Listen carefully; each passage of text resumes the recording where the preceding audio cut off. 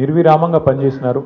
వారందరికీ పేరు పేరున హృదయపూర్వకంగా వినమ్రంగా నమస్సులు, వినమ్రంగా ధన్యవాదాలు. దాదాపు ప్రతి బూత్లో 407 బూత్లు ఉంటే ప్రతి బూత్లో మా జూబ్లీహిల్స్ స్థానిక నాయకత్వం చాలా అద్భుతంగా కష్టపడ్డారు. వారికి కూడా హృదయపూర్వకంగా నా ధన్యవాదాలు, హృదయపూర్వకంగా వారికి కూడా నమస్కారాలు. శ్రీమతి మాగంటి సునీత గోపీనాథ్ గారు అభ్యర్థి కొత్తదైనప్పటికీ, వారికి ఇదివరకు రాజకీయ అనుభవం లేకపోయినప్పటికీ వారు కూడా నిజంగా చాలా కష్టపడ్డారు. చాలా పెద్ద ఎత్తున వారు కూడా మరి పోరాటం కూడా చేసినారు. చివరి రోజు మరి ఏ రకంగా వారు పోరాడినారో మీరు అందరూ కూడా చూశారు. వారికి కూడా నా అభినందనలు. ఎందుకంటే కొత్త అభ్యర్థి అయినప్పటికీ ఎక్కడా కూడా ప్రత్యర్థి, ముఖ్యంగా అధికార పార్టీ అయినప్పటికీ, అధికార యంత్రాంగం మొత్తం ఉన్నప్పటికీ వారు కూడా మొక్కవోని ధైర్యంతో కొట్లాడినారు. సునీత గోపీనాథ్ గారికి మనస్ఫూర్తిగా నా అభినందనలు.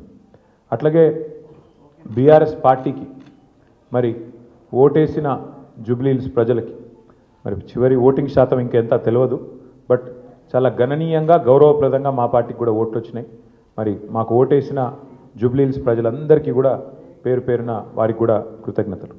సరే, సహజంగానే ఒక రాజకీయ పార్టీగా ఎన్నికల్లో దిగినప్పుడు గెలుస్తామనుకొని దిగుతాం, గెలుస్తామనుకొని కొట్లాడతాం, గెలవాలని కొట్లాడతాం, అట్లనే కొట్లాడినాం. గత 2 ఏళ్లుగా బీఆర్ఎస్ పార్టీ ప్రధాన ప్రతిపక్ష పార్టీగా తన పాత్రను అద్భుతంగా పోషించింది. ప్రజా సమస్యలను మరి కేంద్రంగా చేసుకొని ప్రజల వాదనను, ప్రజల వేదనను ఇవాళ ప్రభుత్వం ముందు పెట్టడంలో, అది శాసనసభలో అయితేనేమి, ప్రజాక్షేత్రంలో అయితేనేమి, సోషల్ మీడియాలో అయితేనేమి చాలా బలంగా బీఆర్ఎస్ పనిచేస్తున్నది. మా పని ఇట్లాగే భవిష్యత్తులో కూడా కొనసాగుతూనే ఉంటుంది. ఎందుకంటే ఈ ఉప ఎన్నికల్లో కూడా మేము నిజాయితీగా కొట్లాడి ప్రజా సమస్యలనే కేంద్ర బిందువుగా చేసుకొని, ప్రజలనే ఎజెండాగా చేసుకొని ఎన్నికల్లో డెఫినెట్గా చిత్తశుద్ధితో నిజాయితీగా మేము కొట్లాడి.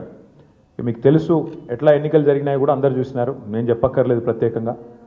మరి మొత్తం ఎన్నిక ప్రచారం ముగిసేదాకా ఎట్లా జరిగింది, ప్రతి సర్వేలో కూడా బీఆర్ఎస్ గెలుస్తుందని ఎట్లా చెప్పింది, ఆ తర్వాత ఆఖరి 3 రోజులు ఏం జరిగింది ఇదంతా ప్రజలు చూసినారు. నేను అందులోకి పోను, అవి చెప్పను.